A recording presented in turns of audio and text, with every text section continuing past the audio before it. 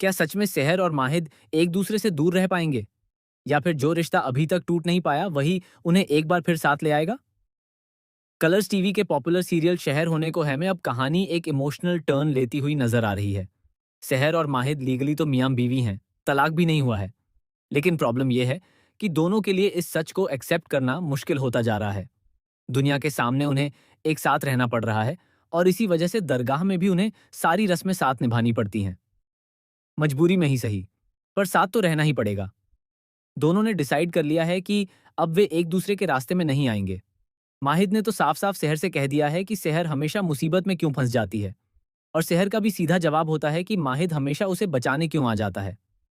माहिद कह तो देता है कि अब वह नहीं आएगा, लेकिन दिल का कनेक्शन इतना स्ट्रांग है कि जब भी सेहर पर कोई मुसीबत आती है, माहिद खुद को रोक नहीं पाता।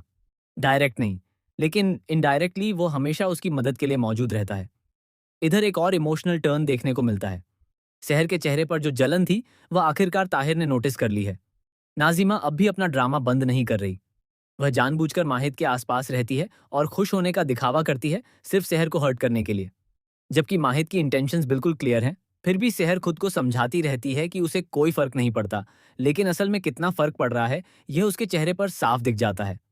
ताहिर को सब समझ आ रहा है, इसलिए वह उसे याद दिलाता है कि माहिद सिर्फ कोई इंसान नहीं, बल्कि उसका शौहर है।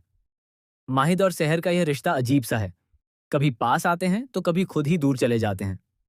इसी के बीच उनकी कहानी एक नया इमोशनल मोड़ लेती है। उनके बीच बहुत सी बातें हैं जो वे कहना चाहते हैं, लेकिन उनके अपने प्रिंसिपल्स ही उनके रास्ते में आ जाते हैं। माहिद का दर्द सिर्फ उसके दिमाग तक सीमित नहीं है, बल्कि उसके दिल में सेहर के लिए जो फीलिंग्स हैं, वही उसे अंदर से तोड़ रही हैं।